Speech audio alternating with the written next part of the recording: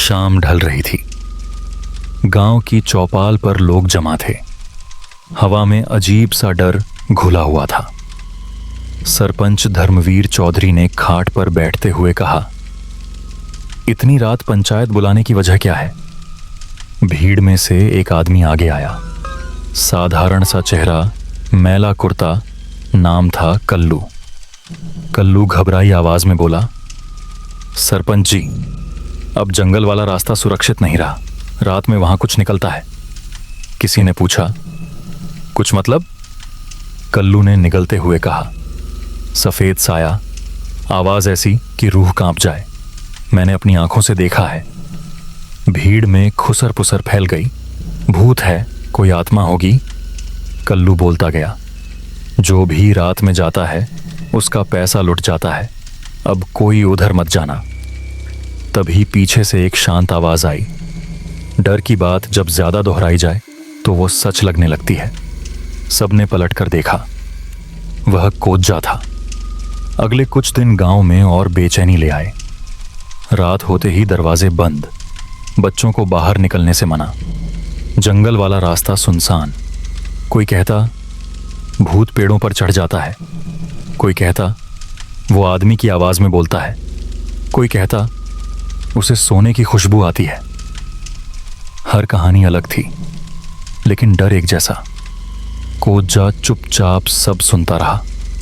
उसने देखा डर बढ़ रहा है, पर किसी ने भूत को ठीक से देखा नहीं।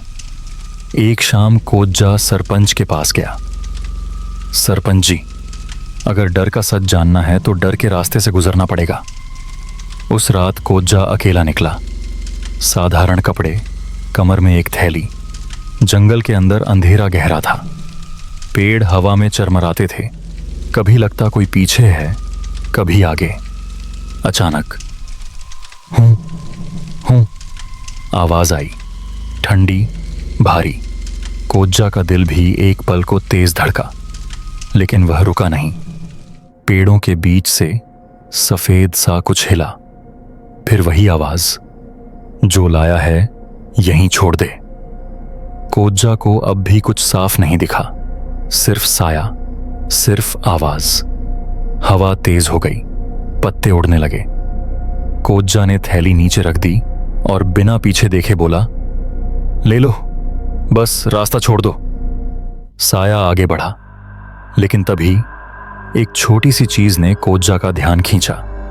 जब साया झुका तो उसके पैरों की हल्की सी आवाज आई।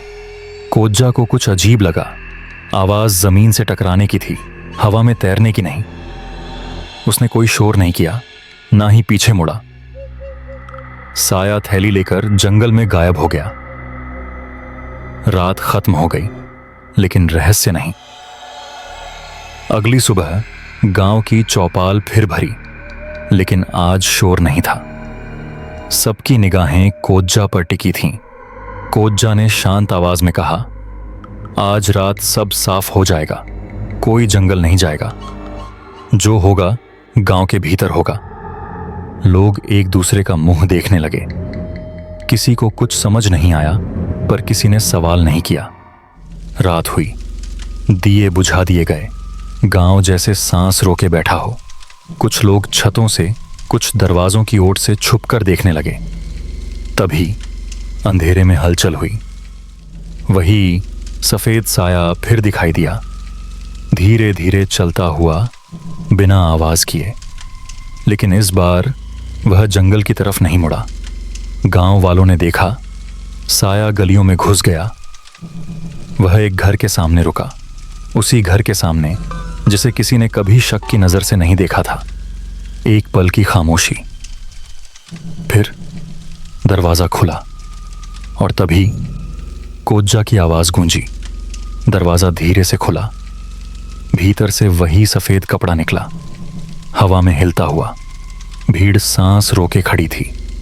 तभी कोज्जा ने ऊंची आवाज में कहा, आज साया नहीं भागेगा। एक पल को सब थम गया। फिर कोज्जा ने आगे बढ़कर कपड़ा खींच लिया।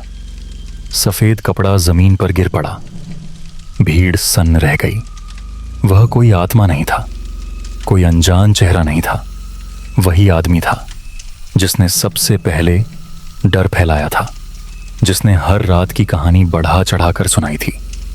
कोज्जा ने भीड़ की तरफ देखा और धीरे से बोला, अब समझ आया, डर सबसे ज्यादा वही फैलाता है जिसे सवालों से डर लगता है। सरपंच धर्मवीर चौधरी ने साये की तरफ देखते हुए भारी और ठहरी हुई आवाज में पूछा, नाम? वह आदमी कुछ पल चुप रहा। नजरें जमीन पर गड़ी थीं, सांस तेज चल रही थी। फिर उसने धीरे धीरे सिर झुकाया और बोला, कल्लू। एक पल को पूरी गली में सन्नाटा छा गया। अगले ही पल भीड़ में एक साथ आवाज उठी, कल्लू। किसी को यकीन नहीं हुआ। वही कल्लू जो हर दिन लोगों को सावधान करता था, जो सबसे ज्यादा भूत की कहानियां सुनाता था, जो कहता था, मैंने अपनी आंखों से देखा है। सरपंच ने गहरी सांस लेते हुए कहा, जो सबसे ज्यादा डर फैला रहा था वही डर का फायदा उठा रहा था। जो सबसे आगे चेतावनी दे रहा था वही पीछे से वार कर रहा था। कल्लू की आंखों में अब कोई चाल नहीं थी, सिर्फ खालीपन था। कोज्जा आगे बढ़ा और शांत लेकिन साफ आवाज में बोला, भूत जंगल में नहीं था, भूत लोगों की कहानियों में डाला गया था। और जब कहानी पर कोई सवाल नहीं करता तो वही कहानी सच बन जाती है। गांव वालों ने एक दूसरे की तरफ देखा। डर अब नहीं था, सिर्फ समझ थी, सीख। डर अक्सर सच से नहीं, कहानियों से पैदा होता है। जो इंसान सबसे ज्यादा डर फैलाता है वही अक्सर उस डर से फायदा उठाता है। जब हम सवाल पूछना छोड़ देते हैं तब हर साया भूत लगने लगता है। सच का सामना करने की हिम्मत रखो, क्योंकि भूत जंगल में नहीं, डर के अंदर बनाए जाते हैं। अगर आपको ये कहानी दिल से अच्छी लगी हो तो वीडियो को लाइक करें, चैनल को सब्सक्राइब करें और बेल आइकन जरूर दबाएं। मिलते हैं अगली प्रेरणादायक कहानी में।